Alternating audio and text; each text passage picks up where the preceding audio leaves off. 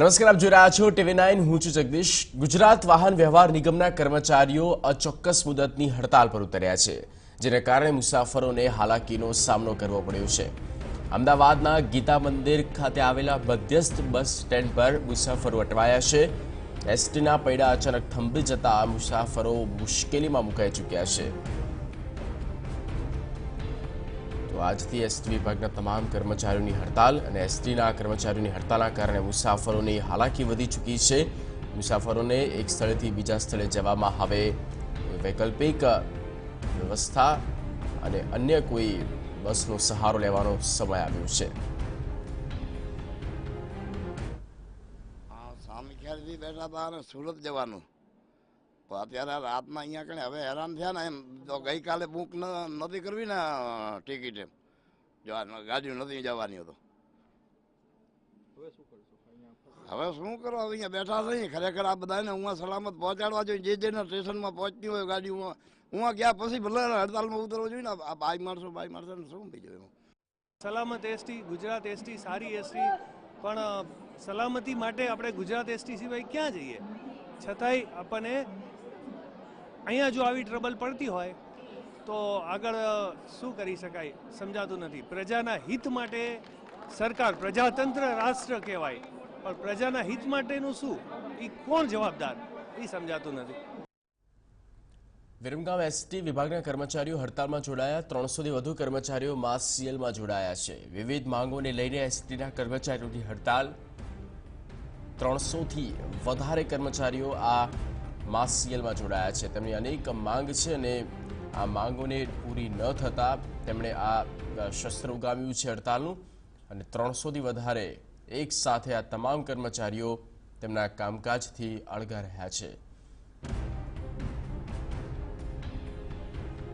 પંચમહાલ ડિવિઝનના પણ 300 બસોના પૈડા થંભી ગયા છે. 2000થી વધુ એસટીના કર્મચારીઓ હડતાલમાં જોડાયા છે.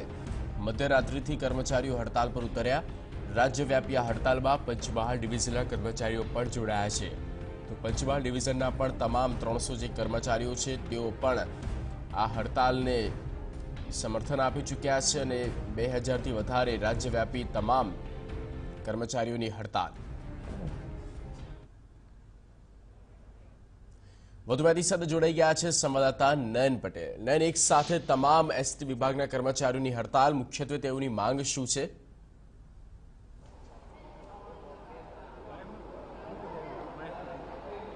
ચોક્કસથી જગદીશ, જે પ્રમાણે એસટી વિભાગના જે કર્મચારીઓ છે તેઓ આજે હડતાલ પર ઉતર્યા છે. આપણે હું ગીતા મંદિર એસટી બસ સ્ટેન્ડના જે દ્રશ્યો બતાવવા માંગીશ કે જે પ્રમાણે જે એસટીની બસો છે તે થંભી ગઈ છે. અહીં જે સમગ્ર બસ ડેપો છે તે એસટીથી ખસાખચ ભરી દેવામાં આવ્યું છે અને તમામ જે બસો બહાર પણ પાર્ક કરવામાં આવી છે, સામેના મેદાનમાં પાર્ક કરવામાં આવી છે. એટલે કહી શકાય કે જે પ્રમાણે જે એસટી વિભાગના કર્મચારીઓની માંગણી છે કે 7મા પગારપંચનો તરત જ અમલ કરવામાં આવે, આ ઉપરાંત જે 12 જેટલી અન્ય માંગણીઓ છે તેને લઈને તેઓ હડતાલ પર ઉતર્યા છે. તેમનું જણાવવું પણ છે કે અનેકવાર રાજ્ય સરકાર સાથે અનેકવાર વાટાઘાટો કરવામાં આવી, તેમ છતાં કોઈ પણ પ્રકારનો જે નિર્ણય છે તે ન લેવામાં આવતા આજે છે હડતાલનું શસ્ત્ર ઉગામ્યું છે. મોડી રાતથી જે તમામ જે કર્મચારીઓ છે તેઓ હડતાલ પર ઉતર્યા છે. તેને કારણે જે પેસેન્જરો છે તેમને પણ હાલાકીનો સામનો ભોગવવાનો વારો આવ્યો છે. આપણી સાથે કેટલાક જે પેસેન્જરો છે તેમની સાથે પણ વાત કરવાનો પ્રયત્ન કરીશું. આપ જણાવો કે ક્યાં જવાનું હતું ને હવે શું તકલીફો પડી રહી છે? અમારે સર જવાનું તો બીએસએફની પરીક્ષા આપવા, સુરત જવાનું તો અમે રાતના અહીંયા રોકાઈએ છીએ, પણ હજી સુધી કોઈ આનો નિકાલ લાવે તો સારું કહેવાય. એમ બધા વિદ્યાર્થીઓને બધા માણસો બહુ હેરાન થાય છે, એટલે આનો નિકાલ લાવવો જરૂરી છે. એમ ચોક્કસથી આપને ક્યાં જવાનું હતું અને ક્યારથી અહીંયા રોકાયેલા છો? અમે રાત્રે લગભગ 12 વાગ્યાથી અહીંયા આવીને બેઠા છીએ. અમારે રાજકોટ પરીક્ષા લખવા માટે જવાનું છે, પરંતુ અહીંયા બસોની થોડીક તકલીફ છે, એટલા માટે થોડીક તકલીફ વધારે ભોગવવી પડે છે. જલ્દી બસો ચાલુ થાય એવી વિનંતી છે. ચોક્કસથી આપણી સાથે કેટલાક અન્ય પેસેન્જરો છે તેમની સાથે પણ વાત કરીશું. તમારે ક્યાં જવાનું હતું અને શું તકલીફોનો સામનો હાલ કરી રહ્યા છો? આપણે રાત્રે 12 વાગ્યા સુધી રોકાયા. એસટી બંધ હતી બધી અને ગોધરા પરીક્ષા દેવા જવાનું હતું. ત્યારથી અહીંયા રોકાયા છીએ 12 વાગ્યા સુધી. હવે મારે પરીક્ષા લેટ થઈ ગઈ છે. ત્યારે 8 વાગે પરીક્ષા ચાલુ થવાની હતી, ત્યારે જ થઈ જાય હવે પરીક્ષા.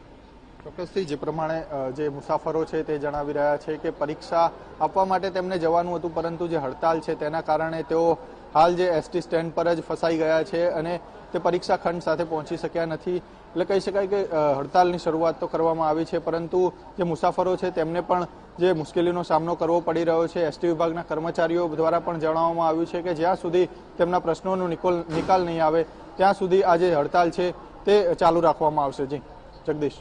બિલકુલ નયન, આ સાથે જ એસટી વિભાગના તમામ જે કર્મચારીઓ તે હડતાલ પર ઉતર્યા છે. એસટી વિભાગને આજના દિવસ દરમિયાન કેટલું નુકસાન થઈ શકે છે અને સાથે જ તમામ મુસાફરોને પણ હાલાકી ભોગવવાનો વારો આવ્યો છે.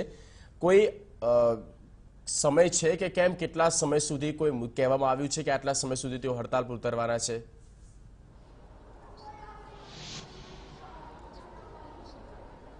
ચોક્કસથી એસટી વિભાગના જે કર્મચારીઓ છે તેમની સાથે વાત થયા મુજબ તેઓની આ હડતાલ છે તે અચોક્કસ મુદતની હડતાલ છે.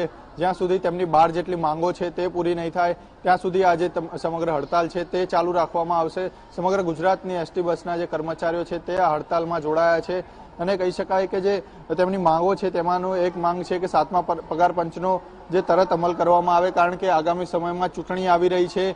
જે આચારસંહિતા લાગે તે પહેલા જ જે 7મા પગાર પંચનો અમલ કરવામાં આવે, કારણ કે અન્ય જે વિભાગો છે ત્રીજી કેટેગરીના તેમાં જે આ 7મા પગાર પંચનો જે અમલ કરી દેવામાં આવ્યો છે, પરંતુ એસટી વિભાગના જે કર્મચારીઓ છે તેમને આ અમલનો લાભ મળ્યો નથી. આ ઉપરાંત જે અન્ય ખાલી પડેલા પદ છે તેમાં પણ ભરતી કરવાની જે જોગવાઈ છે તેની પણ માંગણી કરવામાં આવી છે. આ ઉપરાંત જે નાથદ્વારા, આ ઉપરાંત હરિદ્વાર ત્યાં જે બસો જાય છે તેની કોઈ પણ નફો એસટી વિભાગને થતો નથી, હંમેશા નુકસાન ભોગવવું પડે છે. તે બસો બંધ કરવામાં આવે તેવી પણ એસટી વિભાગના કર્મચારીઓએ માંગણી કરી હતી, કારણ કે તેના કારણે જે એસટી વિભાગના કર્મચારીઓ છે તેમને લાંબો સમય સુધી જે બહાર રહેવું પડતું હોય છે અને તેના કારણે તેમને ભારે મુશ્કેલીનો સામનો કરવો પડે છે તેવું એસટી વિભાગના કર્મચારીઓએ જણાવ્યું છે. જગદીશ. બિલકુલ આભાર આ તમામ માહિતીને પૂરી અપડેટ આપવા બદલ. તો એક સાથે તમામ જે કર્મચારીઓ છે એસટી વિભાગના તેઓ હડતાલ પર ઉતર્યા છે અને તેના કારણે એસટીના જે પૈડા છે તે થંભી ગયા છે, કામકાજથી અળગા રહ્યા છે. મુખ્યત્વે તેઓની 12 માંગ છે અને એસટી વિભાગને તો નુકસાન છે જ, પણ જે મુસાફરો છે તેઓ હાલાકી ભોગવી રહ્યા છે અને જાય તો જાય કહાં તેવી પરિસ્થિતિ છે, કારણ કે આ સમય દરમિયાન તાત્કાલિક લાંબા ડિસ્ટન્સમાં બીજી બસ કરવી, પ્રાઇવેટ બસ કરવી તે પણ મુશ્કેલભર્યું કામ હોય છે. સ્વાભાવિકપણે સમયસર તો ન જ પહોંચી શકાય. આ તમામ પરિસ્થિતિનો સામનો હાલ ત્યાં ઉપસ્થિત જે મુસાફરો છે તે કરી રહ્યા છે. મુખ્યત્વે તેઓની 12 માંગ છે અને અનેક વખત રજૂઆત સરકારશ્રીને કહેવામાં આવી છે, પણ કોઈ નિવેડો ન આવતા આ પ્રકારનું શસ્ત્રો ગામ્યું છે. ન માત્ર અમદાવાદ, પણ અમદાવાદ હોય, વિરમગામ, પંચમહાલ, આ તમામ જગ્યા પર એસટી વિભાગના કર્મચારીઓ જે છે તેઓ આપ જોઈ શકો છો હાય હાય બોલાવી રહ્યા છે અને તમામ તેમની જે પડતર માંગણી છે, પડતર જે પ્રશ્નો છે તેને જલ્દી વાચા મળે, તેને જલ્દી સાંભળવામાં આવે અને તે તમામને તેમની માંગ જે છે સંતોષવામાં આવે, ત્યારબાદ તેઓ તેમના કામકાજ પર રાબેતા મુજબ આવશે તેવું કહેવામાં આવ્યું છે આ તમામ વિભાગના કર્મચારીઓ દ્વારા. વિરમગામમાં પણ એક સાથે 300થી વધારે કર્મચારીઓ આ હડતાલને સમર્થન આપી ચૂક્યા છે.